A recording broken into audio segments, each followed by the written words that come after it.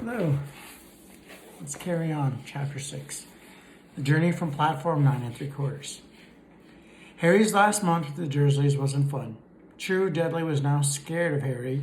He wouldn't stay in the same room. While Aunt Petunia and Uncle Vernon didn't shut Harry in his cupboard, force him to do anything, or shout at him. In fact, they didn't speak to him at all. Half terrified, half furious, they acted as though any chair with Harry in it was empty. Although this was an improvement in many ways, it did become a bit depressing after a while. Harry kept to his room with his new owl for company. He had decided to call her Hedwig, a name he had found in a history of magic. His school books were very interesting. He lay on his bed reading late at night, Hedwig swooping in and out of the open window as she pleased. It was lucky that Aunt Petunia didn't come in to hover anymore, because Hedwig kept bringing back dead mice. Every night before he went to sleep, Harry ticked off another day on the piece of paper he had pinned to the wall, counting down to September the 1st. On the last day of August, he thought he had better speak to his aunt and uncle about getting to King's Cross Station next day.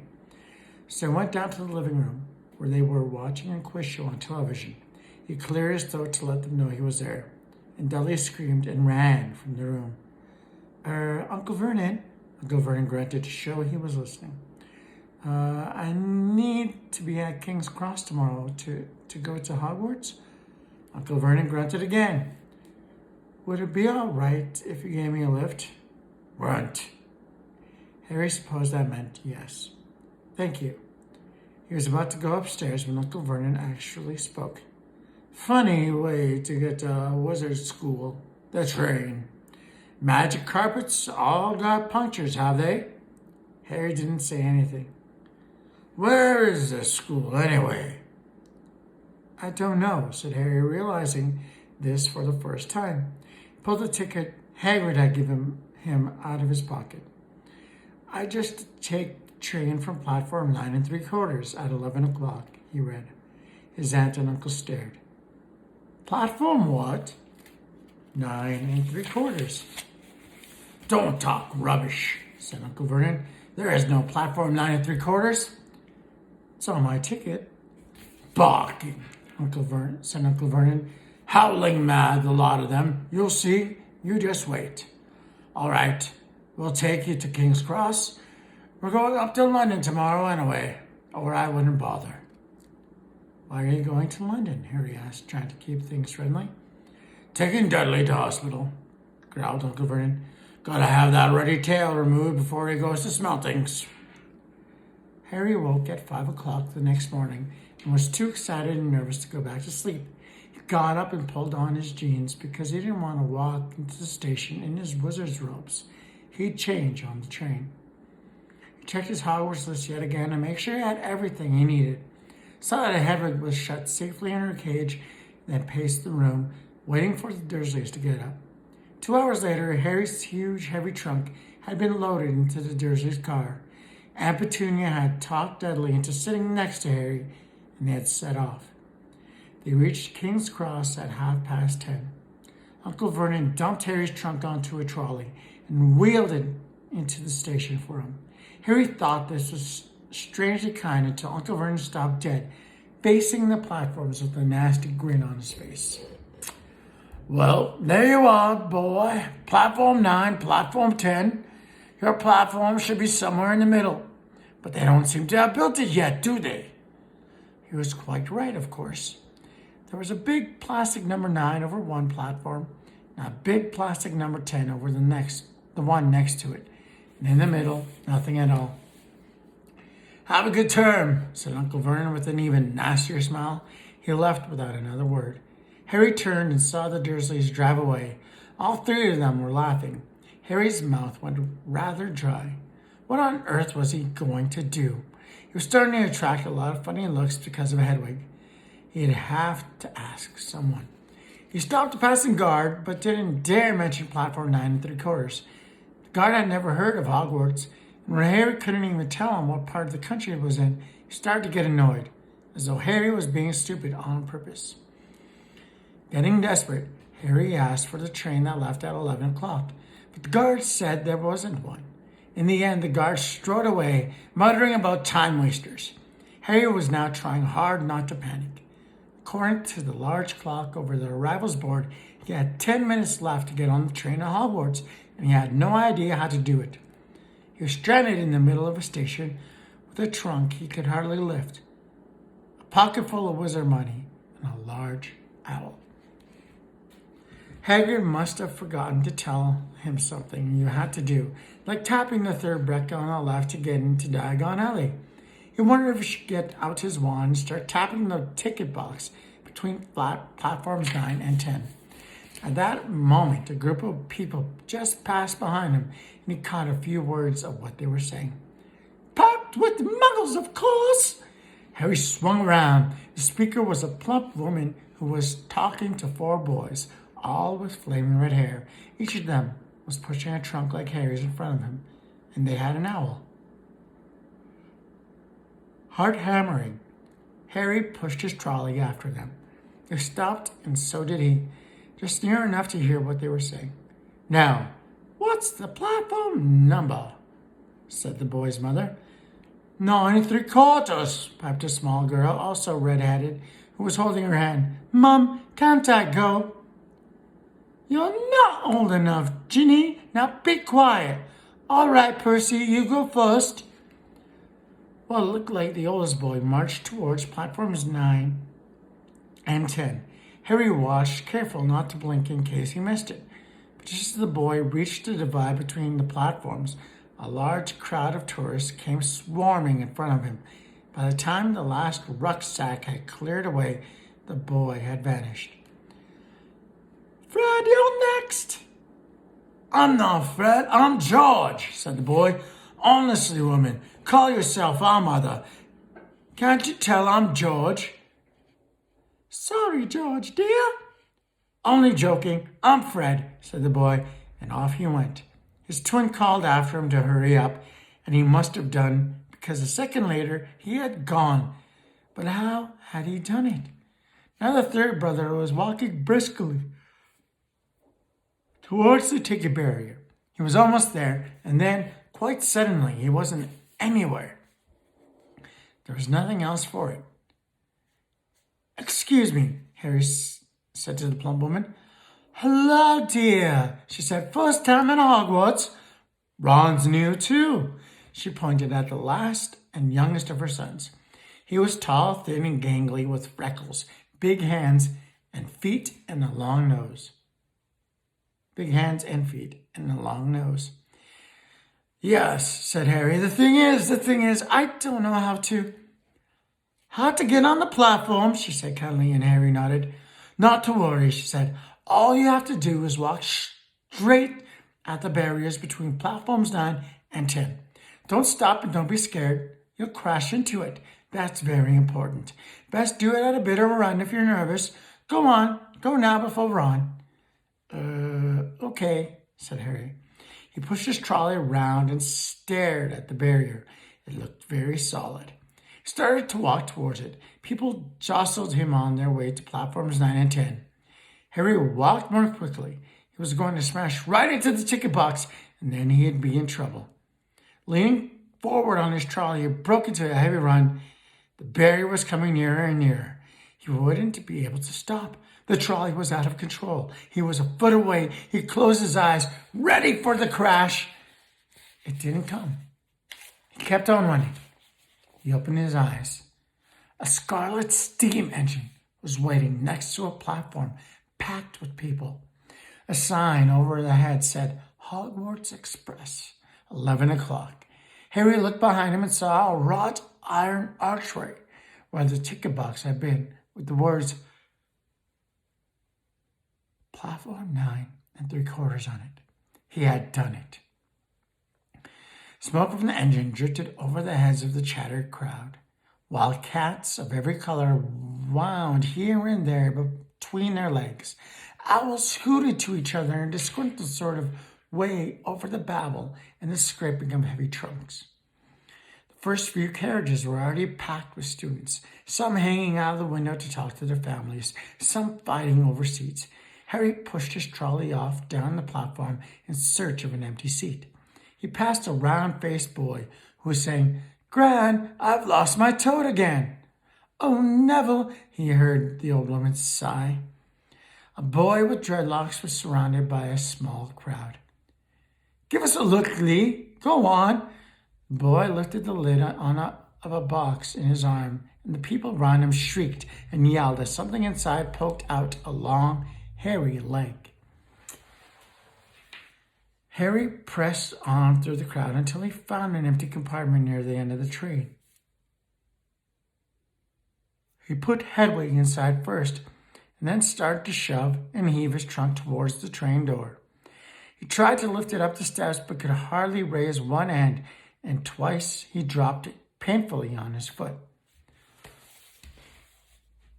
One hand! It was one of the red-haired twins. He had followed through the ticket box. "Yes, please," Harry panted. "Oi, Fred, come here and help."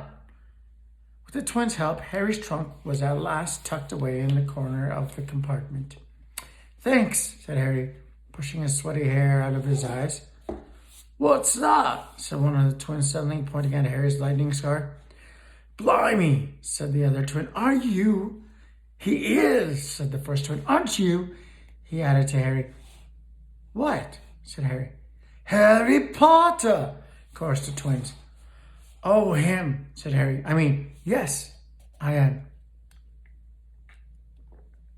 The boys gawped at him, and Harry felt himself going red. Then, to his relief, a voice came floating in through the train's open door. "Fred, George, are you there?" "Coming, Mum." With a last look at Harry, the twins hopped off the train. Harry sat down next to the window, where, half hidden, he could watch the red-haired family on the platform and hear what they were saying. Their mother had just taken out her handkerchief. "Ron, you've got something on your nose." The youngest boy tried to jerk out of the way. She grabbed him and began rubbing the end of his nose. Get off!" He wriggled free. Has Ickle Ronnie got something on his nosy?" said one of the twins. "Shut up," said Ron. Where's Pussy?" said their mother. "He's coming now." The oldest boy came striding into sight. He had already changed into his billowing black Hogwarts robes, and Harry noticed a shiny red and golden badge on his chest with the letter P on it. "Can't stay long, Mother," he said. "I'm out front with the prefects. I've got 2 compartments to themselves." "Oh, are you a prefect, Percy?" said one of the twins with an air of great surprise. "You should have said something. We had no idea." "Hang on, I think I remember him saying something about it," said the other twin. "Once or twice, a minute, all summer." "Oh, shut up," said Percy the prefect. "How come Percy gets new robes anyway?" said one of the twins. "Because he's a prefect," said the mother fondly. "All right, dear. Well, have a good term. Send me an hour when you get there." She kissed Percy on the cheek and he left. Then she turned to the twins. "Now, you two this year, you behave yourselves. If I get one more owl telling me you've blown up a toilet or blown up a toilet, we've never blown up a toilet." "Great idea, though. Thanks, Mum." "It's not funny. And look after Ron." "Don't worry. Ickle Ronnikins is safe with us." "Shut up," said Ron again. He was almost as tall as the twins already, and his nose was still pink where his mother had rubbed it. "Hey, Mum, guess what? Guess who we just met on the train?" Harry leaned back quickly so they couldn't see him looking. "You know that black-haired boy who was near us in the station? Know who he is?" "Who?" "Harry Potter." Harry heard the little girl's voice. "Oh, Mum, I can't. Can I go on the train and see him? Mum, oh, please." "You've already seen him, Ginny. And the poor boy isn't something you Google at in a zoo. Is he really, Fred?" "How do you know?" "Asked him. Saw a scar. It's really there, like lightning." "Poor dear. No wonder he was all alone." I wondered. He was ever so polite when he asked how to get on the platform. "Never mind that. Do you think he remembers what Do you know who looks like?" Their mother suddenly became very stern. I forbid you to ask him, Fred. No, don't you dare. As though he needs reminding of that on his first day at school. All right, keep your hair on. A whistle sounded. Hurry up, their mother said, and the three boys clambered onto the train. They leaned out of the window for her to kiss them goodbye, and their younger sister began to cry. Don't, Ginny, we'll send you Lord of Owls. We'll send you a Hogwarts toilet seat. George! Only joking, Mum. The train began to move. Harry saw the boy's mother waving it, and their sister, half laughing, half crying, running to keep up with the train until it gathered too much speed, and she fell back and waved. Harry watched the girl and her mother disappear at the train as the train rounded the corner. Houses flashed past the window. Harry felt a great leap of excitement. He didn't know what he was going to do, but it had to be better than what he was leaving behind. The door of the compartment slid open, and the youngest redhead boy came in.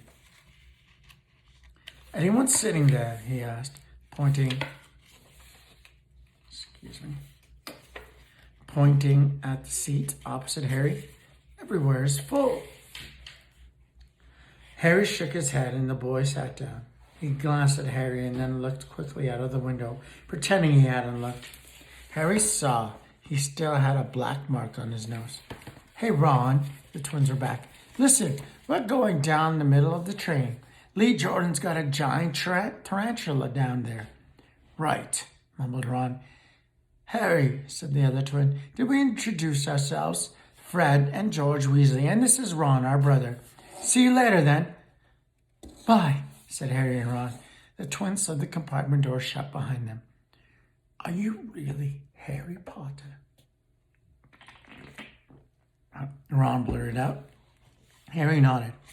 Oh, well, I thought it might be one of Fred and George's jokes, said Ron. And have you really got, He pointed at Harry's forehead. Harry pulled back his fringe to show a lightning scarlet. Ron stared. So that's where you know who. Yes, said Harry, but I can't remember it. Nothing? Said Ron eagerly. Well, I remember a lot of green lights, but nothing else. Wow, said Ron. He sat and stared at Harry for a few moments. Then, as though he had suddenly realized what he was doing, he looked quickly out of the window again. Are all your family wizards? Asked Harry, who found Ron just as interesting as Ron found him. Yes, I think so, said Ron. I think Mom's got a second cousin who's an accountant, but we never talk about him. So you must know loads of magic already. The Weasleys were clearly one of those old wizarding families the pale boy and Diagon Alley had talked about.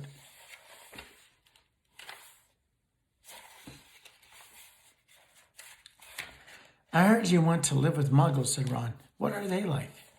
Horrible. Well, not all of them. My aunt and uncle and cousin are, though. I wish I had 3 wizard brothers. 5, said Ron for some reason. He was looking gloomy. I'm the 6th in our family to go to Hogwarts. You could say I've got a lot to live up to. Bill and Charlie have already left. Bill was head boy and Charlie was captain of Quidditch. Now Percy's a prefect. Fred and George mess around a lot, but they still get really good marks. And everyone thinks they're really funny. Everyone expects me to do as well as the others. But if I do, it's no big deal because they did it first. You never get anything new either with 5 brothers. I've got Bill's old robes, Charlie's old wand, and Percy's old rat. Ron reached inside his jacket and pulled out a fat gray rat, which was asleep. His name's Scabbers, and he's useless. He hardly ever wakes up. Percy got an owl from my dad for being made a prefect, but they couldn't have, I got Scabbers instead. Good question. What's a prefect? Google it, right? Ron's ears went pink. He seemed to think he said too much because he went back to staring out the window. Harry didn't think there was anything wrong with not being able to afford an owl. After all, he had never had any money in his life until a month ago, and he told Ron so. all about having to wear Dudley's old clothes, never getting proper birthday presents. This seemed to cheer Ron up. And until Hagrid told me, I didn't know anything about being a wizard, or about my parents, or Voldemort. Ron gasped. What? Said Harry. You said you know whose name, said Ron, sounding both shocked and impressed. I'd have thought you, of all people. I'm not trying to be brave or anything, saying the name, said Harry. I just never knew you shouldn't. See what I mean? I've got loads to learn. I bet, he added, voicing for the first time something that had been worrying him a lot lately. I bet I'm the worst in class. You won't be. There's loads of people who come from Muggle families, and they learn quick enough. While they had been talking, the train had carried them out of London. Now they were speeding past fields full of cows and sheep. They were quiet for a time, watching the fields and lanes flick past. Around 12:30, there was a great clattering outside in the corridor. A smiling, dimpled woman slid back their door and said, Anything off the trolley, dears? Harry, who hadn't any breakfast, leapt to his feet, but Ron's ears went pink again, and he muttered that he brought sandwiches. Harry went out into the corridor. He had never had any money for sweets with the Dursleys, and now that he had pockets rattling with gold and silver, he was ready to buy as many Mars bars as he could carry. But the woman didn't have Mars bars. What she did have were Bertie Bott's every flavor beans, Jubal's best blowing gum, chocolate frogs, pumpkin pasties, cauldron cakes, licorice wands, and a number of other strange things Harry had never seen in his life. Not wanting to miss anything, he got some of everything, paid the woman 11 silver sickles and 7 bronze nuts. Ron stared as Harry brought it all back into the compartment and tipped it on an empty seat. Hungry, are you? Starving, said Harry, taking a large bite out of a pumpkin pasty. Ron had taken out a lumpy package and unwrapped it. There were 4 sandwiches in there. He pulled one of them apart and said, She always forgets I don't like corned beef. Swap you for one of these, said Harry, holding up a pasty. Go on. You don't want this? It's all dry, said Ron. She hasn't got much time, he added quickly. With the 5 of us. Go on, have a pasty, said Harry, who had never had anything to share before, or, indeed, anyone to share it with. It was a nice feeling sitting there with Ron, eating their way through all Harry's pasties and cakes. The sandwiches lay forgotten. In this part, we see what a huge theme is in the book and in most of these books is that of friendship and family. You see that Harry and Ron are getting along very, very well, and they're creating and forming a bond, which will be later explored. But remember, in this exact unit study, we're talking about courage, standing up and being all that you can be. So it's something to remember. Harry Potter coming from a state of mind where he was told he was nothing important, living under stairs, and then tossed into a world where everybody knows him for something he doesn't remember. So, and having to do what he does, as we see later in the book. It's very courageous and brave. Anyways.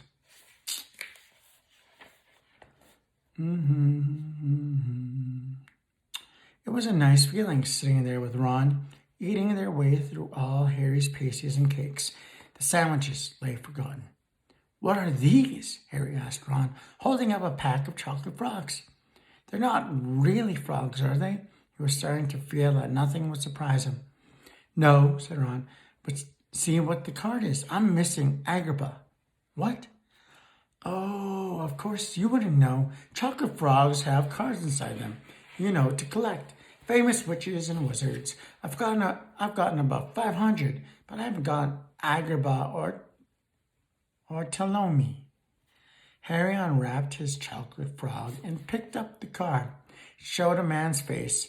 He wore half-moon glasses, had a long, crooked nose, and flowing silver hair, beard, and mustache. Underneath the picture was the name, Albus Dumbledore. "So this is Dumbledore," said Harry. "Don't tell me you've never heard of Dumbledore," said Ron. "Can I have a frog? I might get Agrippa." "Thanks." Harry turned over the card and read.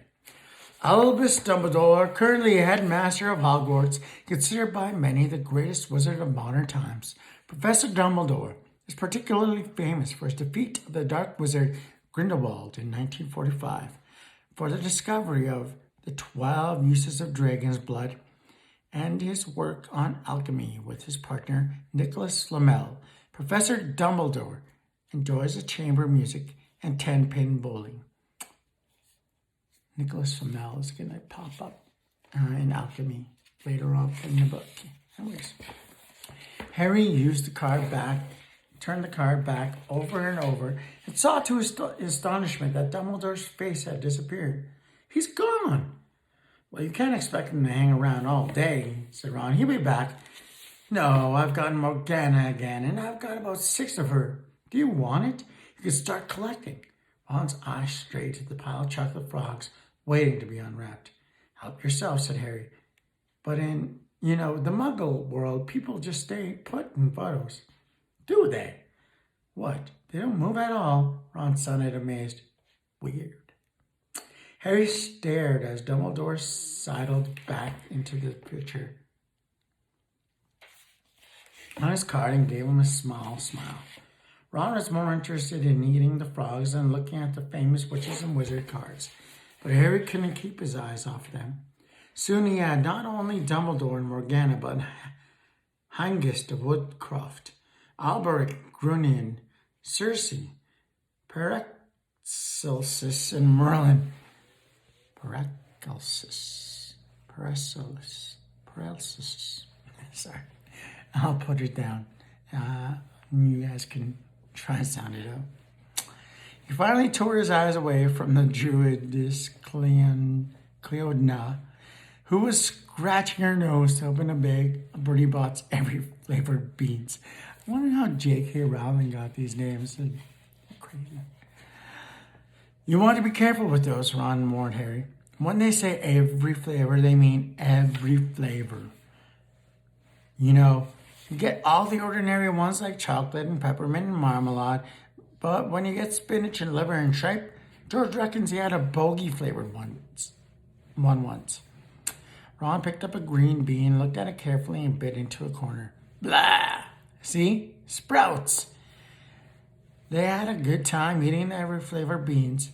Harry got toast, coconut, baked bean, strawberry, curry, grass, coffee, sardine, and was even brave enough to nibble the end of a funny gray one Ron wouldn't touch, which turned out to be pepper. This Bertie Bott's every flavored bean part inspired a game. And yeah, it's pretty interesting. I forgot what it's called. Remind me. The countryside now flying past the window as was becoming wilder. The neat fields had gone. Now there were woods, twisting river, and dark green hills. There was a knock on the door of the compartment, and the round-faced boy Harry had passed on platform 9 and 3/4 came in. He looked tearful. "Sorry," he said, "but have you seen a toad at all?" When he shook his head, he wailed, "I've lost him. He keeps getting away from me." "He'll turn up," said Harry. "Yes," said the boy miserably. "Well, if you see him." He left. "Don't know why he's so bothered," said Ron. "If I brought a toad, I'd lose it as quick as I could. Mind you, I brought Scabbers, so I can't talk." The rat was still snoozing on Ron's lap. "He might have died and he wouldn't have known the difference," said Ron in disgust. "I tried to turn him yellow yesterday to make him more interesting. The spell didn't work. I'll show you. Look."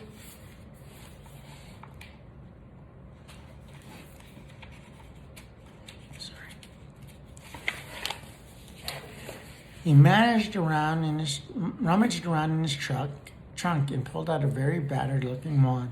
It was chipped in places, and something white was glinting at the end. "Unicorn hair is nearly poking out. Anyway," He had just raised the wand when the compartment door slid open again. The toeless boy was back, but this time he had a girl with him. She was already wearing her new Hogwarts robes. Has anyone seen a toad? Neville's lost one, she said. She had a bossy sort of voice, lots of bushy brown hair, and rather large front teeth. We've already told him we haven't seen it, said Ron, but the girl wasn't listening. She was looking at the wand in his hand.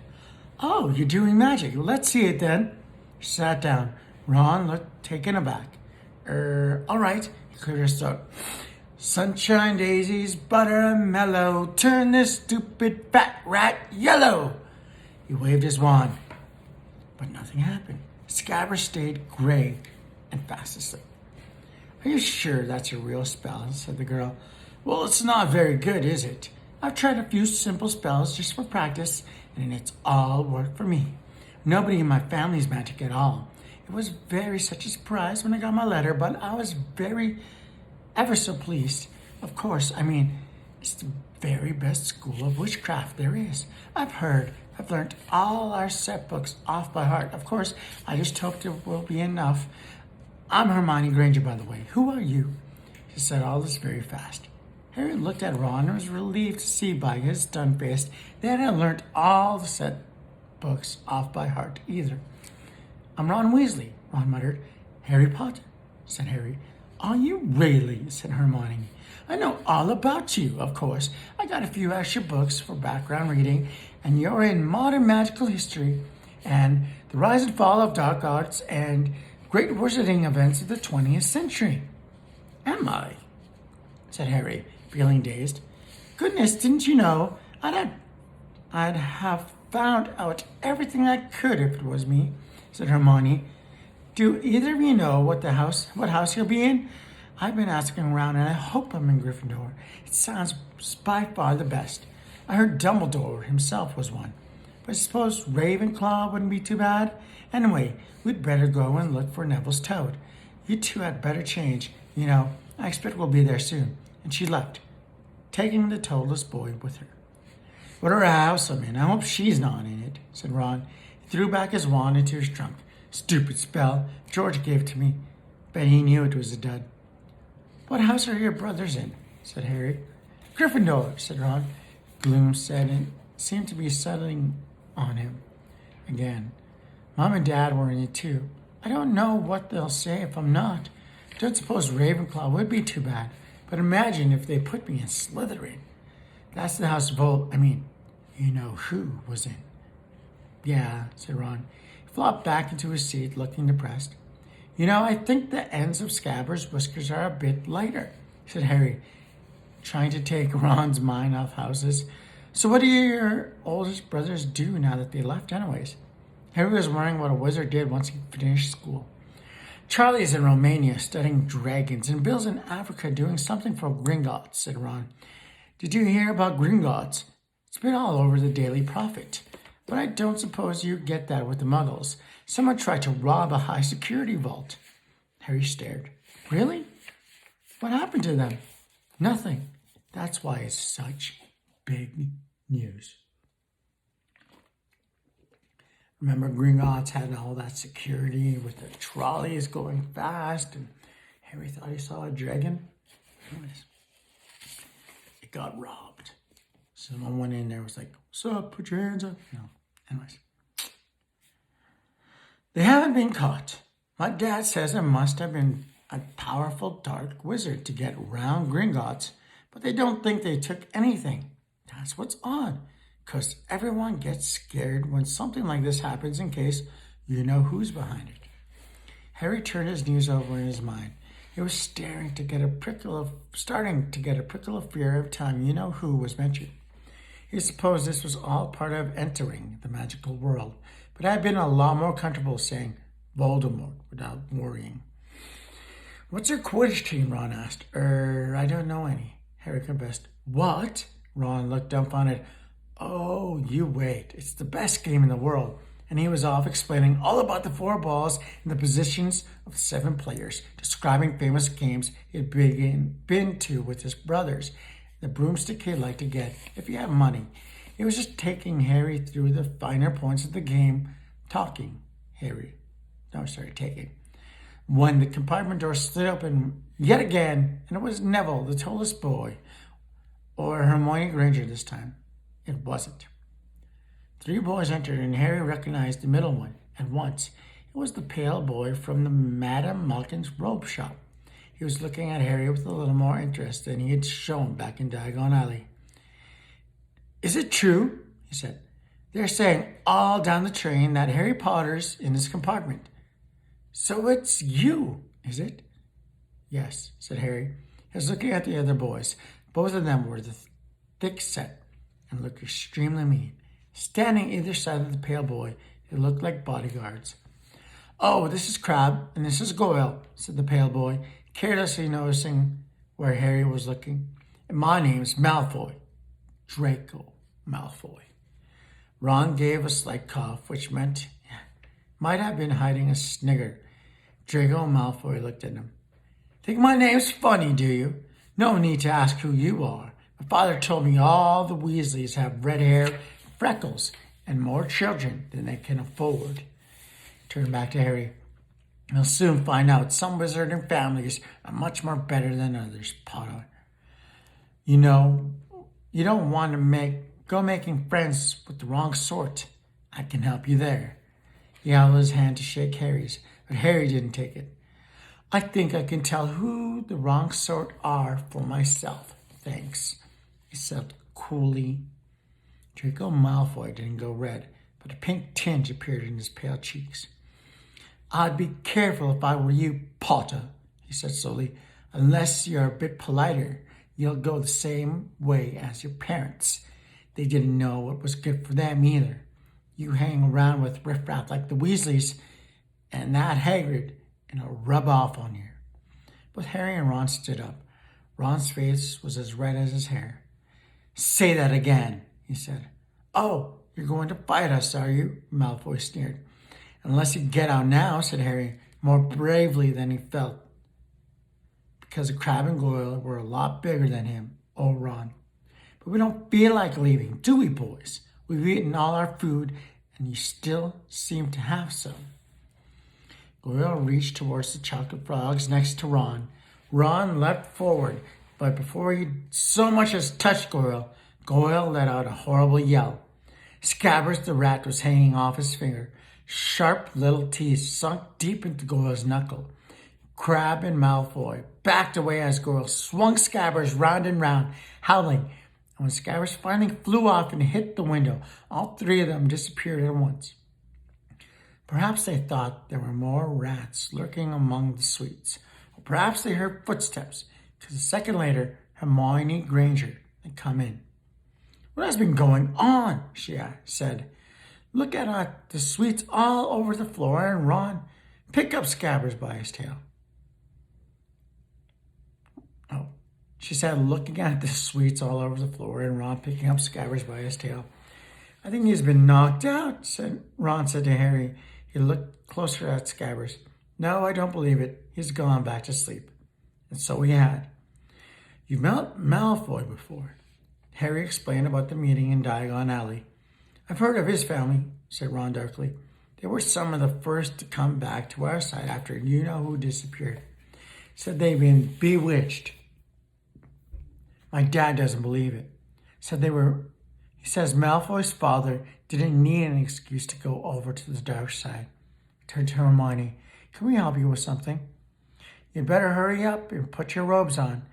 I've just been up the front to ask the driver, and he says we're nearly there. You haven't been fighting, have you? You'll be in trouble before we even get there." "Scabbers has been fighting, not us," said Ron, scowling at her. "Would you mind leaving while we change?" "All right. I only came in here because people outside are behaving very childishly, racing up and down the corridors," said Hermione in a snippy voice. "You've got dirt on your nose, by the way, did you know?" Ron glared at her as she left.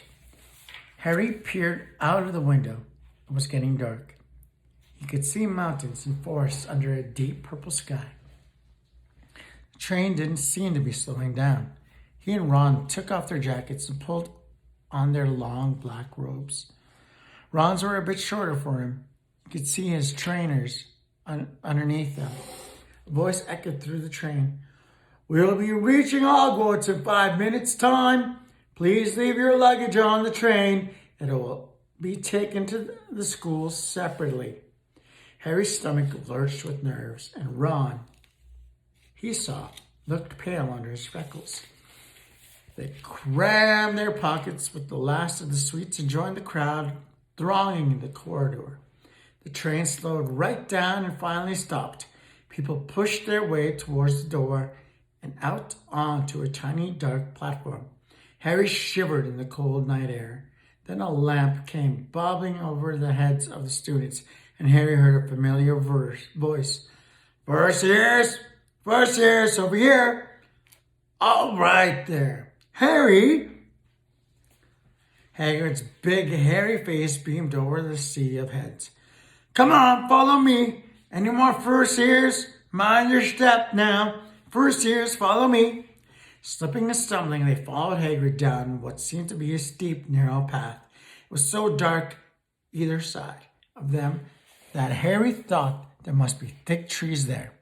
Nobody spoke much. Neville, the boy, kept losing his toad, sniffed once or twice. You'll get your first sight of Hogwarts in a sec, Hagrid called over his shoulder. Just round this bend here. There was a loud ooh. The narrow path had opened suddenly onto the edge of a great black lake.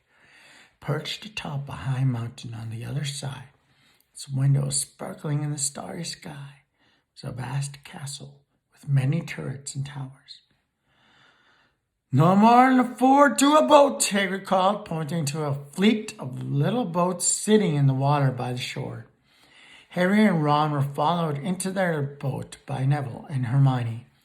Everyone in, shouted Hagrid, who had a boat to himself. Right then, forward! And the fleet of little boats moved off all at once, gliding across the lake, which was as smooth as glass. Everyone was silently staring up at the great castle overhead. It towered over them as they sailed nearer and nearer to the cliff on which it was stood. Heads down, yelled Hagrid as the first boats reached the cliff. They all bent their heads, and the little boats carried them through a curtain of ivy, which hid a wide opening in the cliff base.